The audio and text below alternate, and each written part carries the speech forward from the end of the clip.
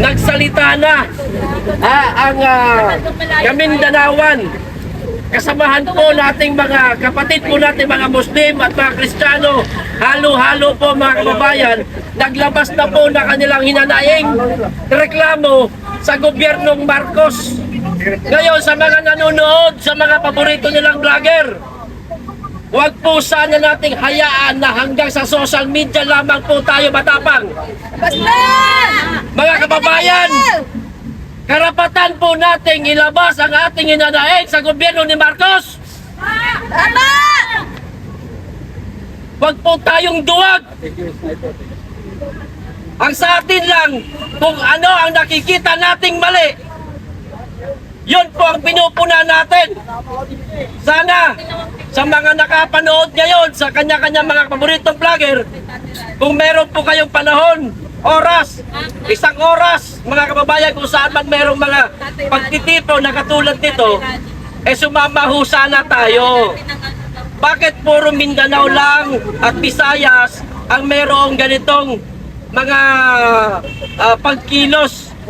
Nasaan na ang mga matatapang dito sa Kamaynilaan? Nagmula pa po ako sa Davao City, mga kababayan. Sinadya ko po ang NCR para sumama po dito. Kasi marami din naman vlogger doon. Nasaan na po yung mga matatapang dito? Bakit parang nagtatago na? Halika dito! Oh, samahan niyo po kami kung talagang para kayo sa bayan, kung mahal niyo ang bayan, at kung mahal niyo ang dating Pangulong Rodrigo Roa Duterte at ang pangalawang Pangulo natin si Inday Sara Duterte. Hanggang dito lang po, maraming salamat. Ang susunod nga pala si Dang Imperial. Saan na?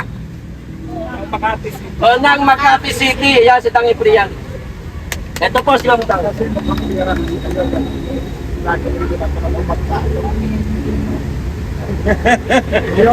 Pilipinas!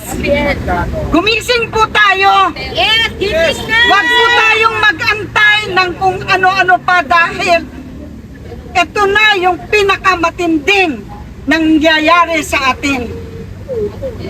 Kung ang isang the best president of the Philippines, nagawa nila yon sa kanya, how much more sa ating nasa babang laylayan. Manindigan na po tayo, pakiusap po, manindigan po tayo. Nandito po tayo, kahit papano, marami po tayong mga vloggers. Importante po ang role ng mga vloggers. Dahil ang mga vloggers ngayon, sila na po ang nagbabahagi ng totoong nangyayari, ang totoong kaganapan dito sa NCR. Dahil ang ating mga kapatid sa media ay pinipili na lang po nila kung ano ang pinamamalita. Salamat, saludo tayo sa mga vloggers na sila po kahit saang sulok ng mundo, nakakarating na po ang kanilang mga vlog. Kaya patuloy po natin silang suportahan, i-like and share ang kanilang mga vlog dahil ito po ang mga totoong kaganapan. Sa kasalukuyan po, ang ating pinakamamahal na Tatay Digong ay nasa hospital. Hindi na po tayo magtataka kung bakit. Dahil alam po nating lahat na pag ikaw ay diabetic, kailangan mo po ng maintenance medicine. Kung ang Tatay Digong ay nag-i-insulin, hindi ko alam kung nag-i-insulin, at hindi po siya nakapag-insulin, delikado po yan sa kanyang kalusugan. Tataas po ang sugar niya at napakalaking bagay po na kailangan po mabigyan po siya ng kaagad na gamot sa kanyang karamdaman. Napapanood po natin yung mga eksena sa airport nung kanilang literal na kinupuyog ang pamilya ni Tatay Digong Nandun ang kanyang common law wife, si Miss Hanilet. At grabe, sa simpleng panonood mo, kung ikaw ay totoong taong may puso, talagang mapapaiyak ka. Hindi ko lang mawari kung bakit itong si General na ba si Torre? Yes, General. General ka. Diba ang function ninyo is to serve and protect? So who are you serving? Doon lang sa may pera? Doon sa maaring nag-aantay ka ng promosyon? That's why you're doing that? Nakikita po namin sa video ang galaw ni Kitty. Hindi niya alam kung anong uunahin niya, ang kanya bang ina, ang kanya bang ama, o ang lawyer na nandun. Nakita ninyo, ganun-ganun na yung damit ng lawyer. Pinakita rin ni Kitty, punit-punit na rin ang damit ni Kitty. Is that how you yung nanumpa to serve the Filipino people or to serve yung magbibigay sa iyo ng promotion? To serve your own pocket. Alam mo yung promotion mo, yung kung ano mang material na matatanggap mo, hindi mo yan madadala sa langit. Hindi mo yan madadala sa langit. And they are seated for until 2028. Until 2028, ikaw naman ang haharap sa husgado. Magpakasaya ka ngayon, pero we don't know when. Dahil ang buong mundo napapanood tayo sa kahihiyang ginagawa ninyo. Buong mundo. Ang unang nag-release kahapon, China. Tapos sumunod, Japan. Today, napanood ko, kahapon napanood ko, nagsalita yung vlogger sa US. Hindi pa niya alam ang totoo. So, iba yung statement niya. Pero kanina napanood ko, at marami na siyang nakausap. At sinabi niya, ito ang maganda. Pilipinas, antayin natin na tulungan tayo ni Donald Trump. Dahil si Donald Trump ay kaibigan ni PRRD. Yes! Paano nyo nagagawa yan? Samantalang buong mundo, karamihan na pangulo na iba't ibang bansa, saludo sa galing paninindigan ng ating Tatay Digong. Paano nyo nagagawa? Napakasama ng budhi ninyo. Nag-iisang pangulo na pinayagan, pinahintulutan, ilibing ang tatay ninyo na nandoon sa Ilocos Norte. Walang utang na loob. Wala utang na loob! Wala utang na loob! Ilang years na hindi nailibing? Ilang years? Doon mo makikita yung puso na may konsensya na awa sa ama ninyo. Karapat dapat pang ilibing sa libingan ng mga badyate, bayani ang isang diktador. Nagkakabulol-bulol na ako sa inis. Nararapat ba na ilibing ang isang diktador sa libingan ng mga bayani? Hindi! Si Marcos! Na loob! Tali pa. Alam mo yun ang ginawa ni Tatay Digong? Due to humanitarian reason. Puso at konsensya. Yun ang wala kayo. Sa mga Pilipino, yun ang meron tayo, mayaman tayo sa pagmamahal. At dala natin ang konsensya natin dahil tayo ay mga Katoliko. Karamihan sa atin, Katoliko, karamihan sa atin, mapagdasal na mga kapatirang Muslim. Napaka walang hiya ninyo. Si Bibi Inday Sara, Pangulo na yan. Si Bibi Inday Sara, uupo na lang yan. Anong ginawa ninyo? Pinudol ninyo. Lahat ng mamayang Pilipino nagsusumigaw noon. Isa ako sa umiiyak, nagmamakaawa, nandyan ako sa Comelec. nagmamakaawa ng BP. Lord, pag milagruhan, umuo si BP. Pero nagtiwala si BP. May pa-bless. Bless halos. Pati yung matanda, nagbe-bless na kay BP. Lahat, may pictures. Nagbe-bless lahat kay BP. Kulang na lang, halikan ninyo ang puwit ni BP. Totoo! Matapos ninyong gamitin, ito ang ginagawa ninyo. Mga nangyagamit kayo. Magagamit! Traitor! Animal!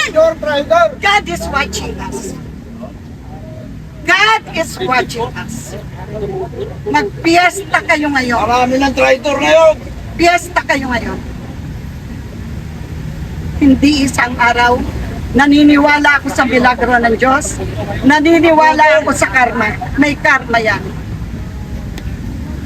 Ang tindi, nakita ninyo ang kalampag ng mamamayang Pilipino ngayon. Buong region. Lahat ng region gumagalaw. Laging nagwawagi ang nasa tama. Andiyan ang Diyos! Laging nagwawagi, binibiyayaan ng Diyos ang tama. Grabe.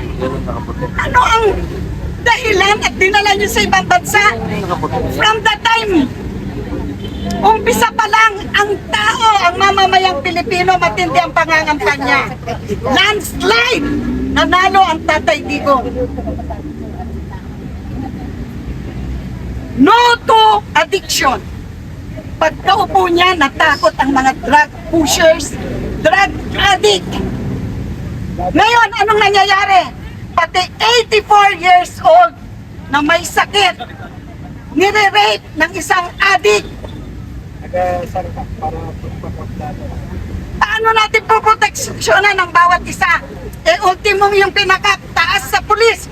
Sinasabi, okay lang mag-drugs, panlaban sa puyat. Ayan ba? Ano ngayon mangyayari doon sa 84 years old na namatay? Anong nangyayari sa mga bata? Mga musmos na nire-rape? Iniisip ninyo kapaganan ng mga adik? Dahil palibasa, adik ka! Adik! Adik! Bangon! Di ba dapat sa ating lipunan, wala yan, walang adik. Ano? Bayang Pilipino, Pilipinas, mga kababayang Pilipino, ano po ang inaantay natin? Nakakatakot na po ang ating bansa. No to corruption! Ano nangyayari? Naibalik na po ba ang PhilHealth budget? Wala! Nagastos na ata ng mga demonyo. Naibalik na po ba ang PhilHealth budget? Wala! Bakit merong diversionary tactic na to? Dahil dyan na hindi pa naibabalik ang PhilHealth budget? Sapol sila sa Supreme Court. Yan ba yung diversionary tactic? Ang gamitin ang mga Duterte, gawa ng mga ganitong napakasamang eksena. Maraming adik. Merong chismis. Hindi lang natin mapatunayan. Ano ang dahilan ng pagkamatay ng heir ng Rustans? Si Mr. Pao Tantok. Overdose. Overdose! Apol-burong! Isa rin ba yan na dahilan kung ba't tayo may diversionary tactic? Sa panahon ni Tatay, no to criminality. Ang dami pong krimen. No to poverty. Ang dami na po nating nagugutom. Samantalang sila, milyon, bilyon ang naibubulsa. Hindi nyo po yan madadala sa impyerno. 6 feet below the ground na rin po kayo. Aanhin ninyo yung ganyang karaming pera. Ilagay po sa nararapat.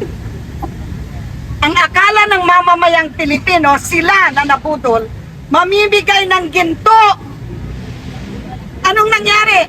Yung natatanging reserve gold natin sa Central Bank, nasaan? Pininta. Dinena! Dinena! Binulsa! Dinenta. Nasaan ang napagbentahan saan? Sa Libangan! Nasa bulsa. Sa Bulsa Libangan!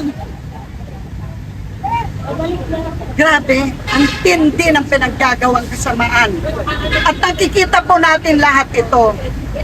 Mga kababayan, gumalaw po tayo, kumilos. Wag lang po tayo hanggang social media. Wag lang po tayo sa FB na, uy, magkaisa na tayo umaklas. Nasaan po kayo? Mga pambubudol! Nandito po tayo sa legal. This is a freedom park. You join us every day. Nandito po tayo sa Liwasang Bonifacio. Dito po tayo magkwentuhan. Dito po tayo magdamayan ng ating mga sama ng loob. Magkaisa po tayo. Andito po ang mga magigiting nating mga vloggers na nagpaparating sa inyo ng mga kaganapan. Isa-isa po silang magsasalita para marinig po ninyo kung ano po ang kanilang saloobin, kung ano po ang kanilang hinaing. Kung nagagawa nila kay PRRD yun, how much more sa atin? Kilos, bayan, kilos, aking mga kababayan. Panahon na po para tayo ay magkaisa. Tama na po yung nag-aantayan na to tayo kung sino ang gagalaw.